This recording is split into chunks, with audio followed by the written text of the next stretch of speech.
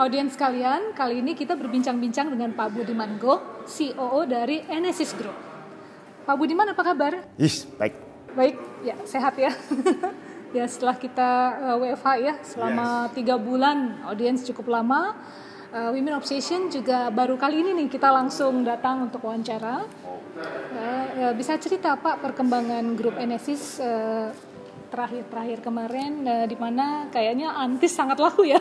Iya, jadi ya ini alhamdulillah kita bisa ikut berperan ya ketika masa COVID ini. Kita memang mengalami pertumbuhan, terutama Antis nih, pertumbuhan yang luar biasa.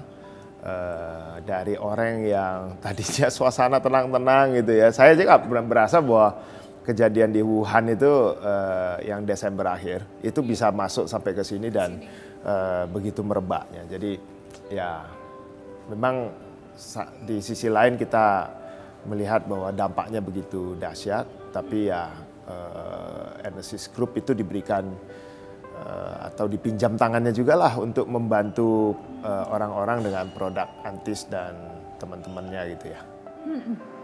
Lalu bagaimana Pak kalau kita memasuki semester pertama ya, dari produk-produk yang hits selama ini yang turut mendukung pemasukan dari Enesis Group, terutama produk yang mana ya? Jadi sebenarnya kalau yang paling dicari orang Antis karena memang itu jadi top of mind. Setelah itu kalau yang lain-lain seperti Adem Sari karena dia menggunakan dia kan kalau biasanya orang bilang oh panas dalam Adem Sari. Itu kan yang diserang pertama kan tenggorokan dan rasanya udah apa ya agak-agak anget-anget terus tenggorokan kok udah gatel-gatel gitu ya. Itu kan sebenarnya COVID itu kan gitu ya lewat sini lewat tenggorokan makanya swab test itu yang diambil kan daerah situ ya.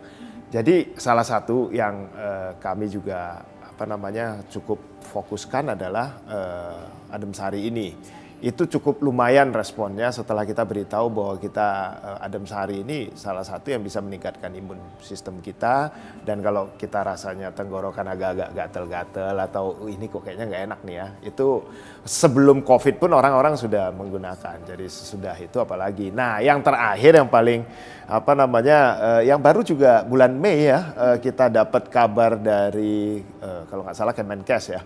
Yang tiba-tiba mengusung eukaliptus. Oh, eukaliptus ya. Ya, eukaliptus untuk jadi enggak. Jadi sebenarnya eukaliptus yang terakhir justru kami agak unik setelah melihat ada ini kan eukaliptus plosa ya, Mbak. Itu kan kita itu ada inhalernya, ada juga roll onnya gitu ya. Kita juga baru walaupun sebenarnya kita udah tahu bahwa eukaliptus itu dari zaman ke zaman itu memang punya daya untuk menghadapi virus. Menghadapi virus. Ya?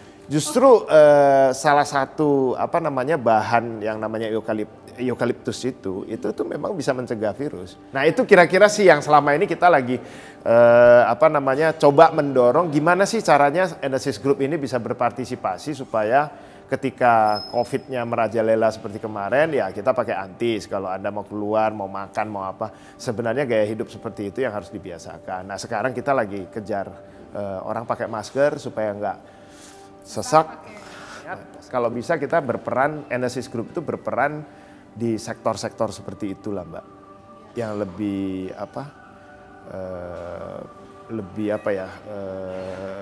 sophisticated, nggak sekedar orang bikin apa kita launch, orang bikin enggak. Bagaimana dengan sekarang ini ya, karena kan semua social distancing di era new normal, kira-kira perubahan apa yang diterapkan pada Bapak baik itu terhadap produk maupun di internal maupun eksternal? Oke.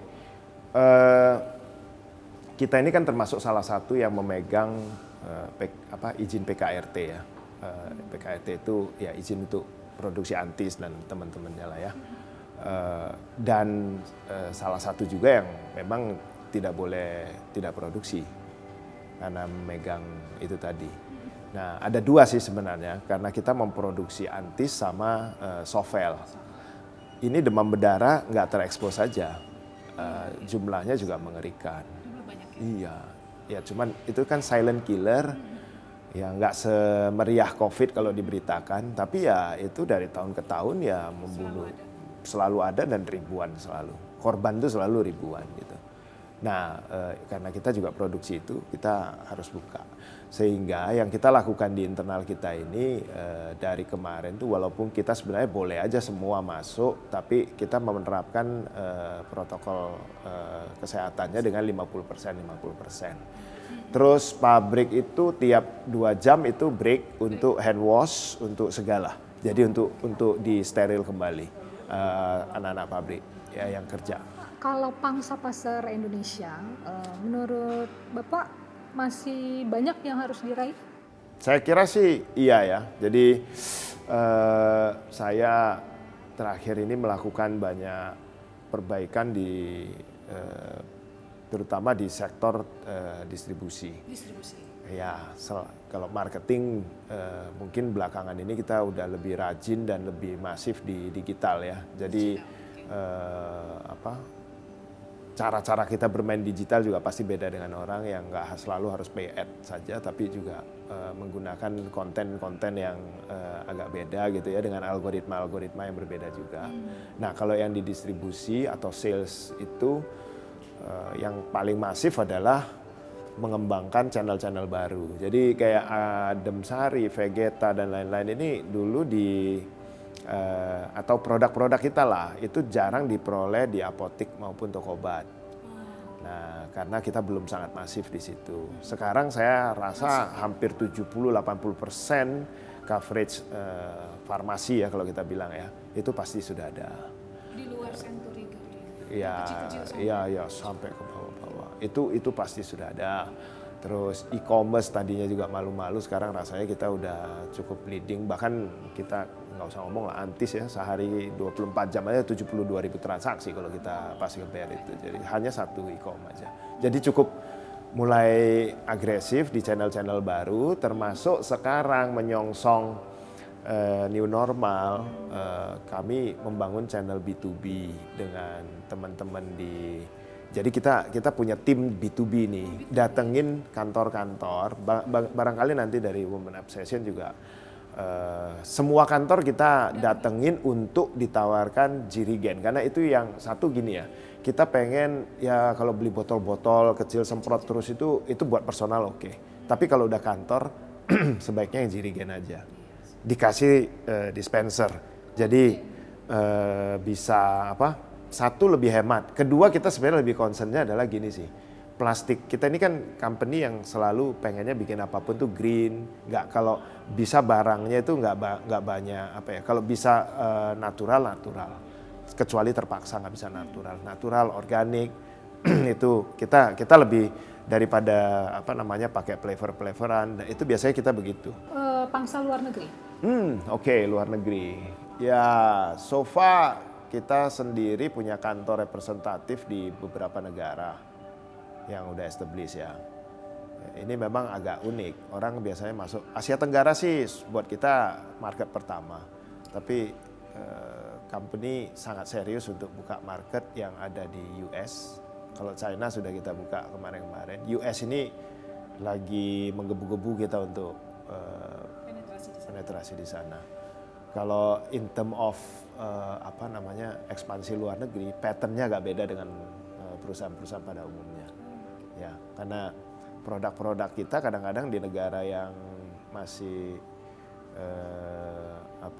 belum terlalu maju juga kan jadi terlalu unik gitu ya. Kalau di US ya atau negara-negara yang udah berkembang maju gitu ya, mereka akan mudah ngomong elderberry, ngomong apa itu mereka sangat cepat. Jadi untuk market US kita malah optimis. So secara ekspor not bad lah, kita cukup boleh dibilang cukup lumayan growth-nya year on year ya. Gitu. Ya. Lalu kalau dari sisi penerapan gaya manajemen, Pak, Bapak kan sebelumnya di Garuda Food ya. lalu pindah ke sini, gimana memanage supaya lebih efektif, efisien? 70% millennials. Ya, 70% itu ya kita shifting dari yang 2 tahun sebelum saya gabung sampai sekarang ya. Setelah saya gabung tuh memang kita shifting. Kita lebih banyak cari yang milenial. Gaya manajemennya gimana nih? Gaya manajemennya saya juga nggak tahu. Kalau saya selalu bilang bahwa saya ini kalau memimpin biasanya saya sebut dengan mindful leadership. Kalau saya, karena saya sendiri nulis soal itu, saya neliti soal itu, meraktekin soal itu. Mau di mana aja buat saya sama kok. Kalau saya maksudnya style leadershipnya ya sama. Jadi jangan suruh orang melakukan apa yang kamu sendiri nggak mau lakukan. Kalau saya sih gitu aja. Jadi jangan juga suruh orang humble kalau kamu sendiri nggak humble. Ya. Jadi saya sih dipraktekkan sendiri. Iya, itu manajemen tuh harus begitu. Dan ya saya ya harus. Jadi orang itu kalau dalam dinamika, saya agak mungkin sedikit berbeda adalah orang selalu suka orang yang lompat-lompat, tambah kali kurang. Pokoknya ini bisa diperbaiki, ini bisa ini. Saya bilang kalau hidup itu ya harus balance kayak gambarnya yin yang-nya tahu itu. Jadi nggak bisa terus-terusan mencet gas, harus ada remnya. Jadi you need silent moment di dalam hidupmu. Saya bilang kalau kita nggak ada silent moment, saya juga nggak bisa bertahan dengan kompleksitas yang ada di sini. Belum lagi kita mau persiapan IPO dan lain-lain ya. Jadi itu kan kompleksitasnya super gitu. Ya beruntung ya karena saya tiap saat harus punya my own silent moment atau meditasi lah kalau orang bilang ya. Kalau enggak kan stressful banget. Jadi saya nggak mau diajak stres. Saya maunya ya you have problem, let's solve it. Jangan gunjingin orangnya. Tapi taruh persoalannya di atas meja, we solve it. Nggak harus, kan kadang-kadang orang nyebar tuh. Gara-gara ini nembaknya ke orang-orangnya. Padahal ya problemnya yang harus diberesin. Tapi selama ini dalam mencapai kesuksesan, kalau Pak Budiman apa sih yang terberat? Nah, aku sendiri nggak ngerti definisi sukses itu apa.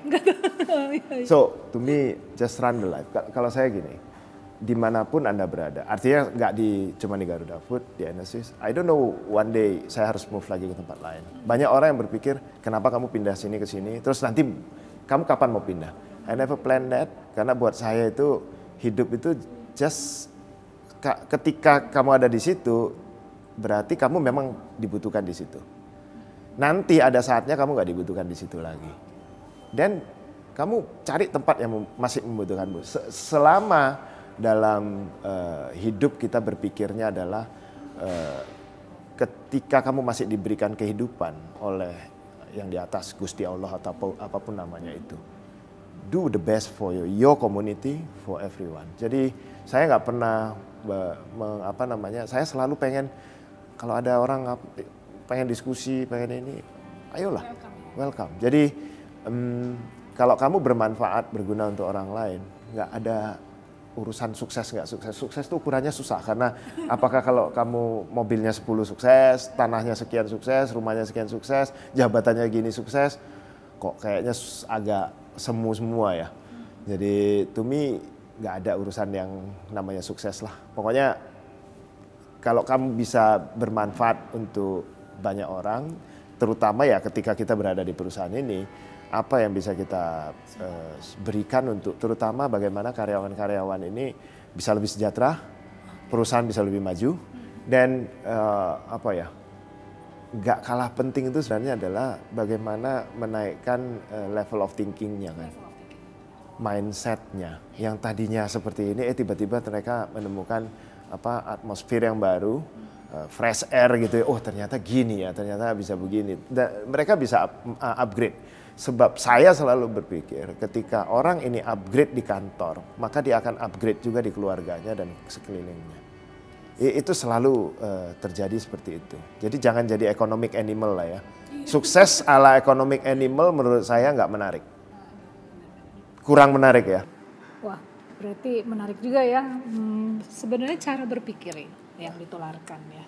Jadi semua karyawan jadi pintar ya. Ya. Dan jangan blame others, nggak ada gunanya. Find the solution.